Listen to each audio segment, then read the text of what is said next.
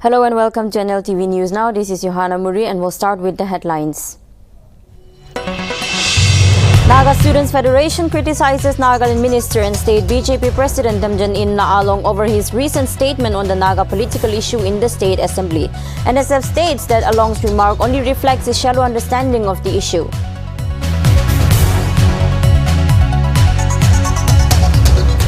With only a day left for the South Asian Cross Country Championship and 56 National Cross Country Championships, Chief Minister Nifiryo oversees preparations at Nagaland Olympic Association office and Indira Gandhi Stadium in Kohima.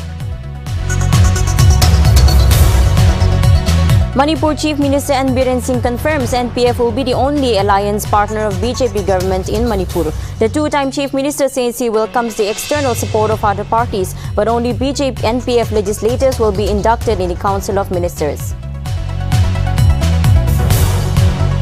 After a hike in petrol, diesel and LPG prices of domestic piped natural gas increased by ₹1 per standard cubic meter. New rates come after effect from Thursday, with PNG to cost ₹36.61 per unit in the national capital. India, 12 other countries abstained from voting on Russia-led draft resolutions in Ukraine in United Nations Security Council on Wednesday. In spite of Russia's and China's voting in favor, the resolution fails to get adopted as it did not get required 9 votes to pass.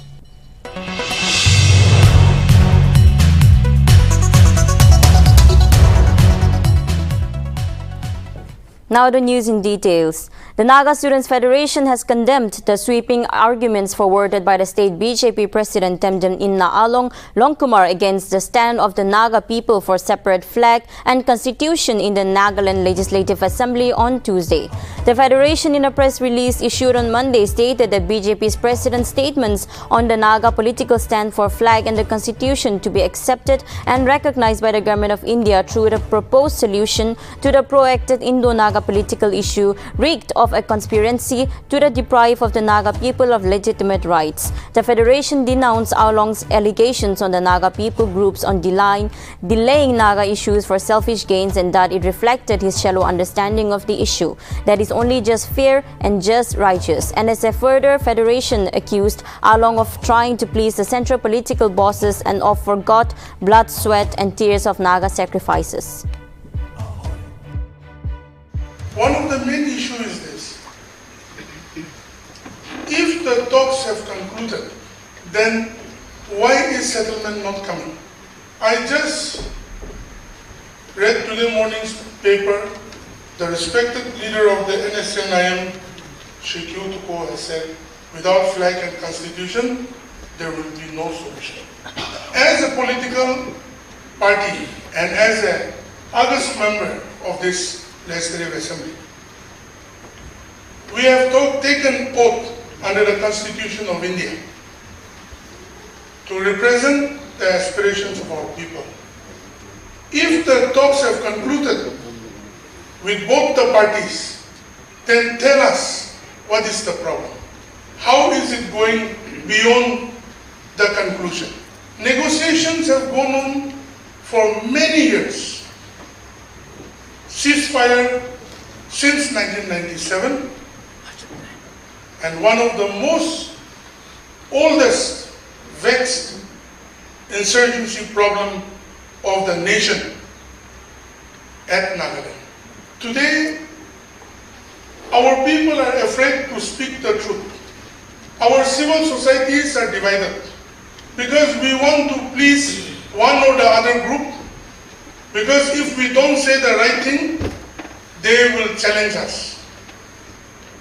We are not very learned like them, neither in insurgency, nor in extortion, or nor in the discussion or negotiation with the government of India. But according to what I as a small person understand of negotiation is, we negotiate on something. You give into something and he gives into something. And we come to a common ground where we agree and say, okay, fair enough, I want this much, but I am not getting this. But for the sake of the people of whom everyone speaks, we come and then we take it into the next level in a democratic process.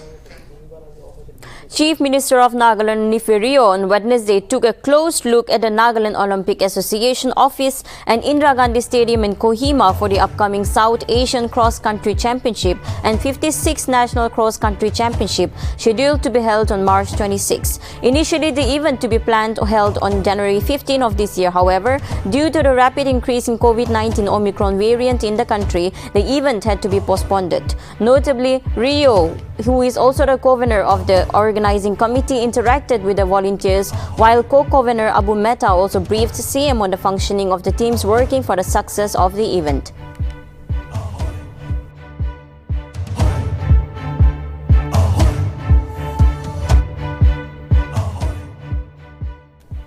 In view of the ongoing two-lane construction works along the National Highway 129, Deputy Commissioner of Peran has informed that there will be a total restriction for vehicular movements from Peran to Dimapur Road. Road in the stretch between Pelteki Junction and Old Jaluke Junction will be restricted from playing from 6 a.m. to 6 p.m.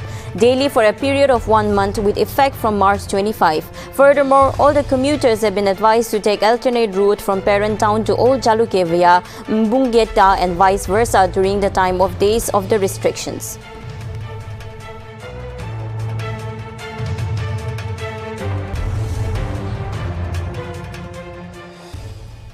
Public Health Engineering Department PEC observed World Water Day with the rest of the world at Mutusale village on March 22. The event was held under the theme Groundwater, Making the Invisible Visible. Junior Engineer PhD PEC Engineer Wishusi Pojar spoke on conservation of water, water quality issues and ill effects of consuming contaminated water. Notably, the participation took part in the cleaning of the traditional wells in and around the village.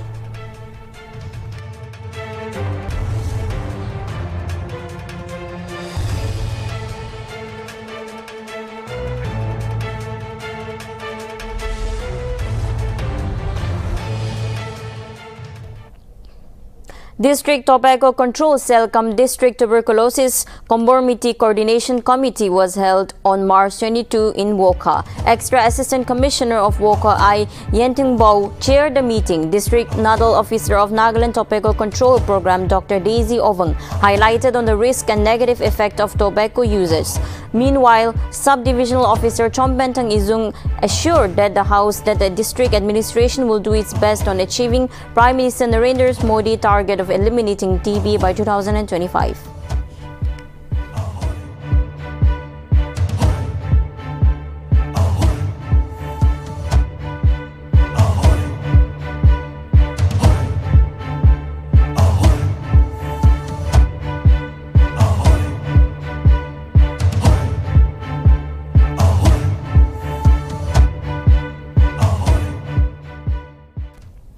A 5-day intensive export-oriented training began on March 21 for the first batch of 25 entrepreneurs from Nagaland at the Indian Institute of Foreign Trade, Kolkata. The program was inaugurated in the presence of Vice Chancellor Professional Manoj Pant and CEO Investment and Development Authority of Nagaland, Alamtem Shijamir. Notably, the training is facilitated through the Export Felicitation Cell of the Lift Kohima, which was launched by Chief Minister Nagaland Nltv. Furthermore, the entrepreneurs will visit the Seaport Kolkata and Customs Office besides their classroom sessions to get a free-hand experience on export-oriented activities.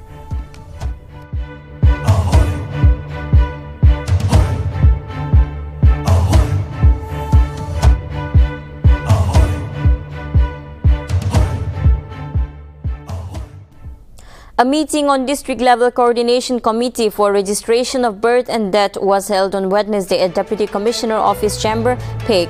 Deputy Commissioner of PEC and Chairman of the committee, Razovulu Dozo, chaired the meeting. Dozo remarked that the economic and statistics report is very poor and important as the country needs to have accurate reports. Dozo further called upon the members to propagate to achieve every section of the people.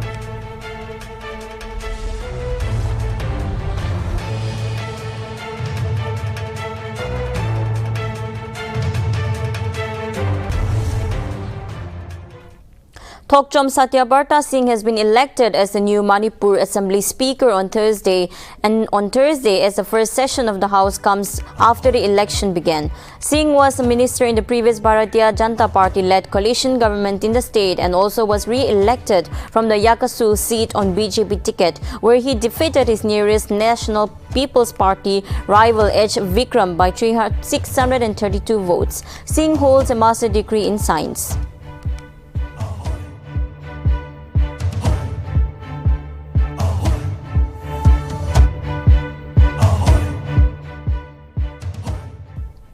Putting all speculations to rest, Manipur Chief Minister N. Biren Singh, who assumed his office for the second term on March 21, has confirmed that NPF will be the only alliance partner of BJP government in Manipur. Singh's comments came in the sidelines of his visit to the historic IMA Ketal All-Women Market in the state capital on Wednesday. The CM also said that he welcomes support of other parties, but only NPF legislators will be included in his Council of Ministers.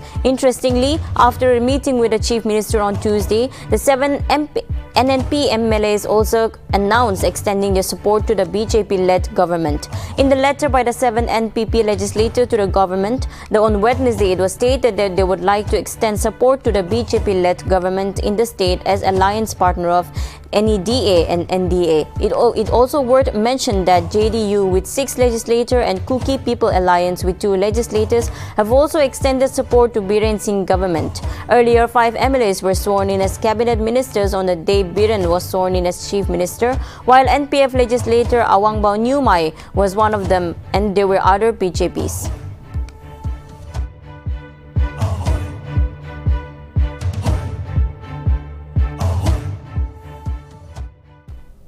The highly contagious African swine fever, which created havoc in Mizoram last year, killing over 33,000 pigs, has reappeared in few districts of the bordering state. The officials of Animal Husbandry and Veterinary Department said that the deaths of pigs were reported in some villages of Changpai and other districts. The officials have asked the department officials to send daily reports of fresh ASF outbreak to the Directorate in Aizawl. After getting the details of all affected districts, the number of pigs' deaths will be made known.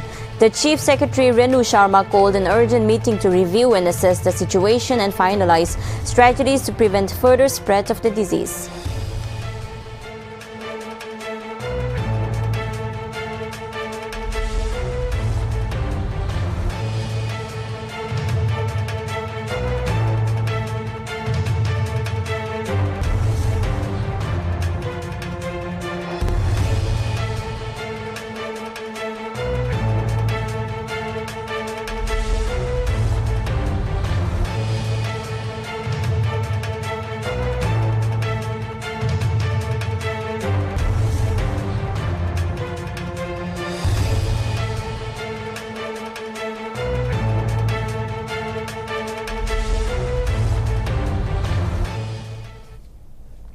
Union Health Minister Mansukh Mandavia, on the occasion of World Tuberculosis Day, reaffirmed the government's commitment to make India tuberculosis-free by 2025. Mandavia stated that the target can be achieved by ensuring access to quality health care and advanced treatment.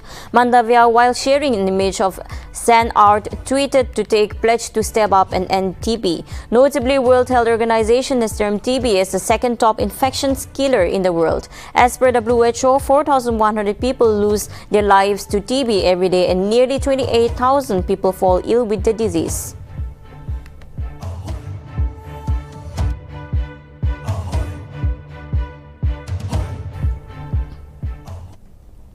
A meeting of Congress General Secretaries and in charge of scheduled to be held on March 26. Notably, the agenda for the meeting includes special membership drive, organizational elections and planning agitational programs. General Secretary K.C. Venugopal is set to chair the meeting. Furthermore, All India Congress Committee General Secretary and in charge will be present at the meeting.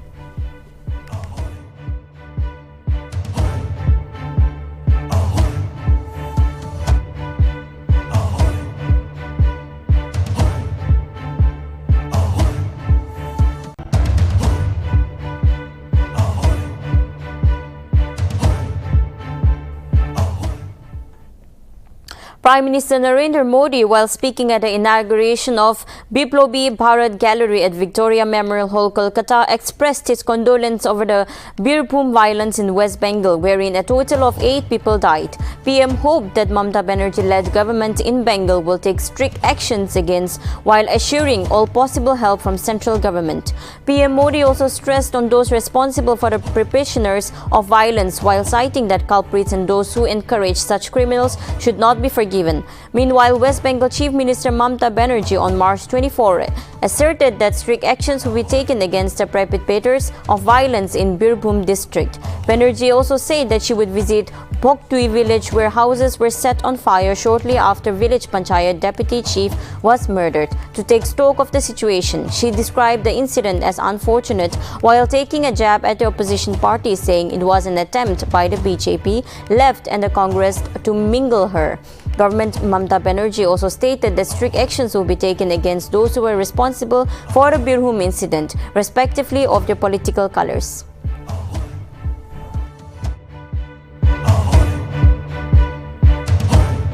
पश्चिम बंगाल के बीरभूम में हुई हिंसक वारदात पर दुख व्यक्त करता हूं, अपनी संवेदना व्यक्त करता हूं।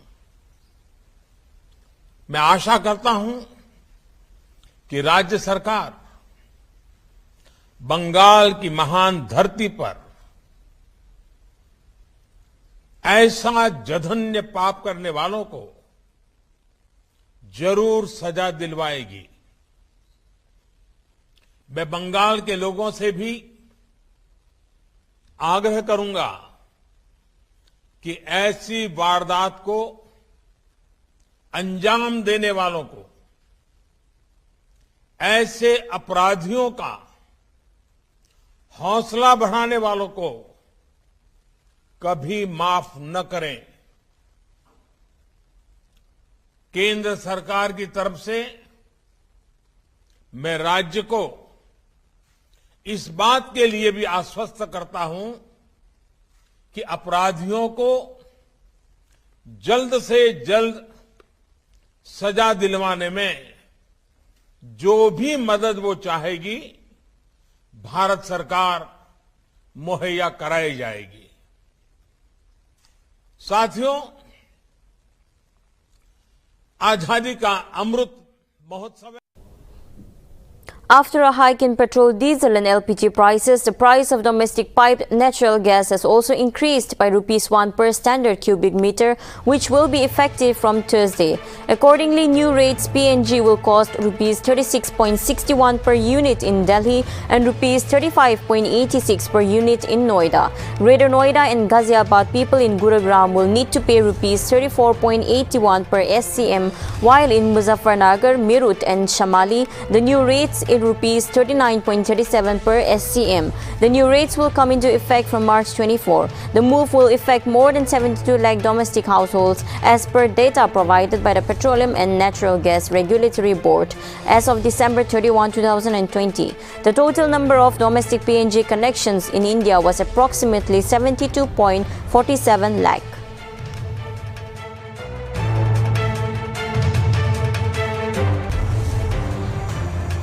महंगाई तो बढ़ती जा रही है ना, डेली की डेली बढ़ रहा है। ये तो डेली 1 महीने से तो बढ़ ही रहा है, कभी 50 पैसे कभी 30 पैसे। अब तो आज तो ₹1 ही बढ़ा है सीधा, नहीं पहले 20-30 पैसे बढ़ते थे। और किराया वही का वही है पुराना, 2-3 साल से वही किराया चल रहा है, 4-5 साल हो गए किराया वही चल रहा है। क्या करें? आपको कैसे असर पड़ रहा है? असर तो पूरा ही पड़ रहा है। किराए की गाड़ी है, जहाँ ₹100 की गैस लगती थी अब 150, 160-170 की गैस लगती है, और खाली ज़्यादा चलना पड़ता है और ज़्यादा कुछ किया क्या करें। शायद हो सकता है कि रशिया यूक्रेन के वार का इफेक्ट हो। चलो ₹1 तो कोई वैसे मिनिमम है, इतना इफेक्ट नहीं है, बट आगे इंक्रीज ना हो तो ठीक है। बहुत असर पड़ा सर। अब रेंट भी देना पड़ता है सर, और ऑटो का किराया भी देना पड़ता है, ₹300 ₹350। और इधर भी बढ़ गया सर। पहले 120-130 रुपये में भराना हो जाता था, अब 2 बार भराना पड़ता है सर। रोज आए दिन सीएनजी के दाम बढ़ते चले जा रहे हैं। ऐसा हम लोगों का तो मुश्किल हो रहा है, काम तो है नहीं। एक तो पहले लॉकडाउन के बाद अब थोड़ा काम स्टार्ट हुआ, काम के बाद उसके बाद फिर सीएनजी रोज बढ़ाए जा रहे हो आप। तो कैसे काम चलेगा? इस तरह तो गरीबों के ऊपर बड़ा नुकसान है ना। बहुत असर पड़ता है जी, किराया तो बढ़ता ही नहीं है। सीएनजी के रेट तो प्रतिदिन रोज बढ़ते हैं, सीएनजी पेट्रोल के रेट तो किराया तो और डाउन होता है जी। और मतलब खर्चा निकालना बहुत मुश्किल हो जाता है आज के जमाने में। महंगाई तो बढ़ती जा रही है ना। डेली की Chief Minister Designate Yogi Adityanath arrived in the national capital and met with BJP National President JB Nadda at the latter residence on Wednesday. The meeting came ahead of Adityanath's swearing-in ceremony, which will be held on Friday. Adityanath and Nadda further discussed about the cabinet formation of BJP-led Uttar Pradesh government. Notably, Adityanath is set to hold office for the second term in Uttar Pradesh.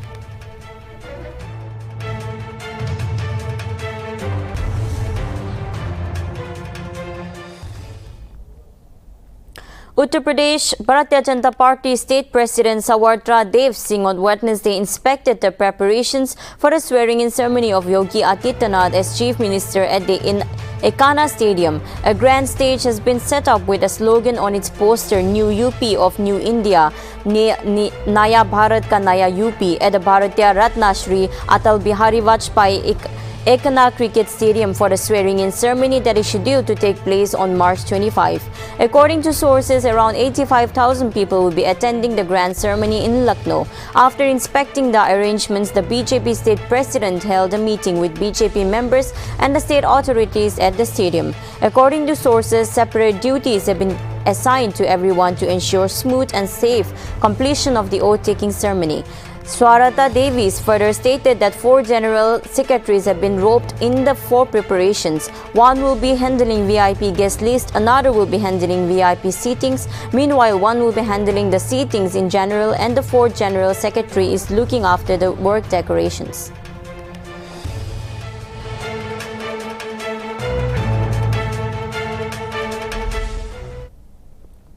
Bharat Sanchar Nigam Limited Employees Union on Wednesday appealed Prime Minister Narendra Modi to drop a proposal to merge Mahanagar Telephonic Nigam Limited with BSNL Union. Further suggested that the government to take over MTNL rupees 26,000 crore debt and provide financial assistance to BSNL.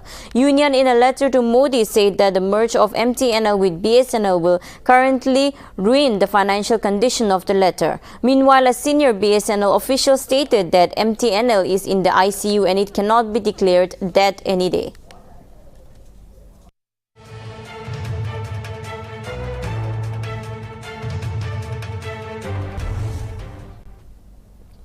Former Chief Justice of India Ramesh Chandra Lahoti passed away at a hospital in Delhi on Wednesday. Condolences pours in for the former Chief Justice of India from various dignitaries. Senior advocates Pratib Rai, Vice President of Supreme Court Bar Association, tweeted that a former justice was one of the finest chiefs and paid for his soul. Justice Lahoti was appointed as Chief Justice of India on June 1, 2024 and retired on November 1, 2025.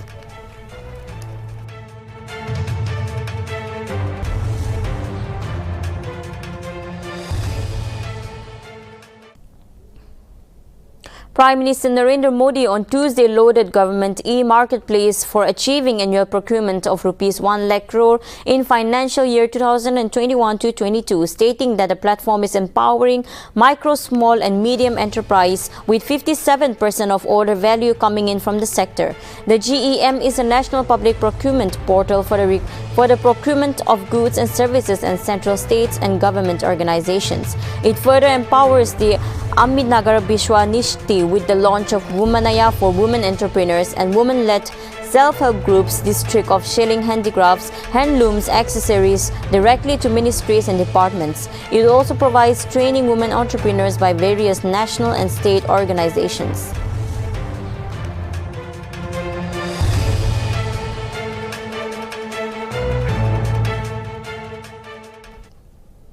India on Wednesday reiterated that Jammu and Kashmir is an internal matter, rejects the uncalled reference by the Chinese Foreign Minister Wang Yi during his speech at the Organization of Islamic Cooperation in Pakistan. Ministry spokesperson Arindam Buchi said that the matters related to the Union Territory of Jammu and Kashmir are entirely internal affairs of India and that other countries including China have no local stance on the comment. He also added that one should notice that India refrains from public judgments of the internal issues.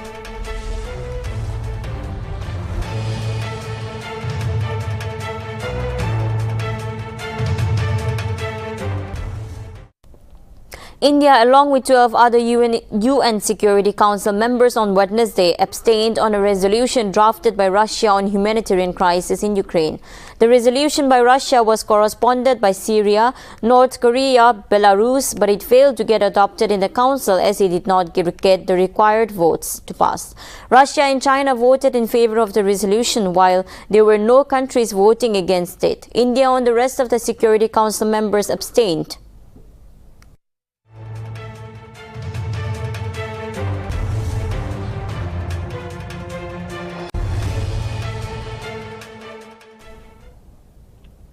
Putin's highest-ranking advisory Anatoly Chubayev, who served as Putin's climate change envoy and gave Putin his first government job in the 1960s, stepped down and left the country in protest over the war in Ukraine. Since the fall of the Soviet Union, Chubayev has been an influential reformer in Russia's government and the highest-level Kremlin officials to break ties with Russia after Putin launched a full-scale invasion against Ukraine.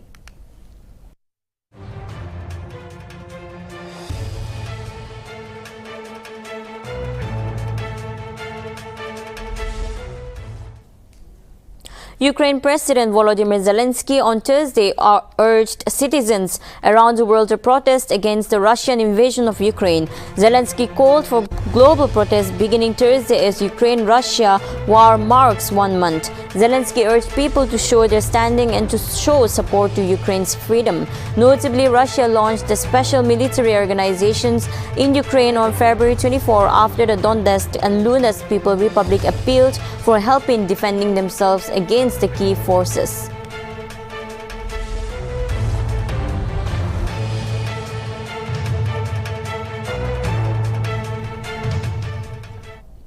North Atlantic Treaty Organization Secretary General Jens Stoltenberg on Wednesday announced that NATO will supply Ukraine with equipment to counter nuclear, chemical and biological threats. Notably, the remarks came ahead of key NATO summit on Thursday, which will be attended by United States President Joe Biden. Meanwhile, Stoltenberg accused China of providing political support and of spreading violent lies and disinformation. Furthermore, Stoltenberg called on China to condemn the invasion and to engage in diplomatic efforts to find a peaceful way to end war.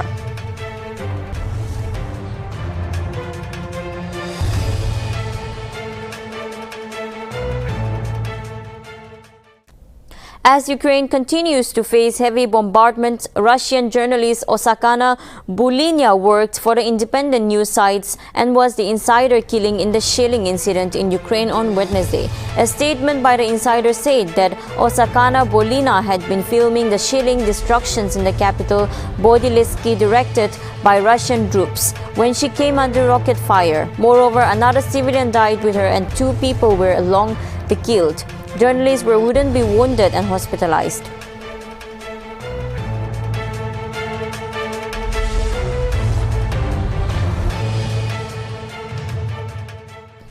G7 health minister condemns the indiscriminate attacks on Ukraine population, health facilities and health workers as the healthcare system in Ukraine continues to remain under significant strain.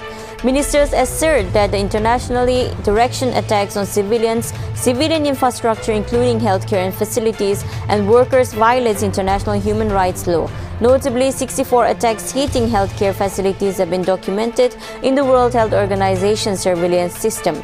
Minister further stated that they fully support the joint statement issued by the United Nations Children's Fund. The United Nations Population funded the WHO on March 13 to stop the devastating impact on attacks on healthcare facilities in Ukraine.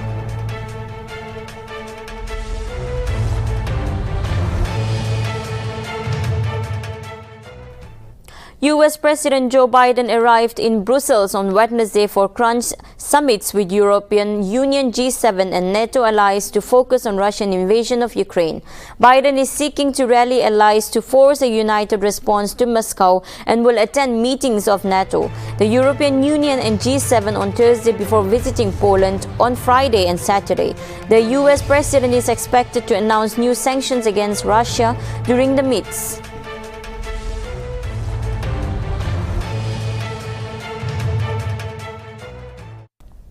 Nepal Prime Minister is all set to embark on a 3-day official visit to India from April 1. According to sources, Prime Minister Shir Bahadur Deuba has already received and accepted the invitation extended to him by his Indian counterparts Narendra Modi to visit the neighbouring country. This is the second visit after India's assuming the post of Prime Minister last year. As per the minister, in the first meet, two Prime Ministers hold a bilateral meeting in New Delhi after attending the Gujarat Global Summit.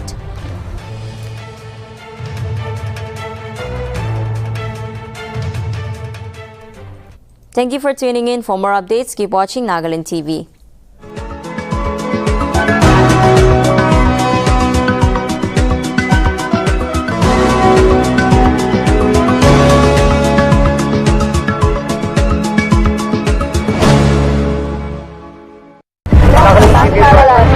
Nagaland TV, Stop Manulaga Awas.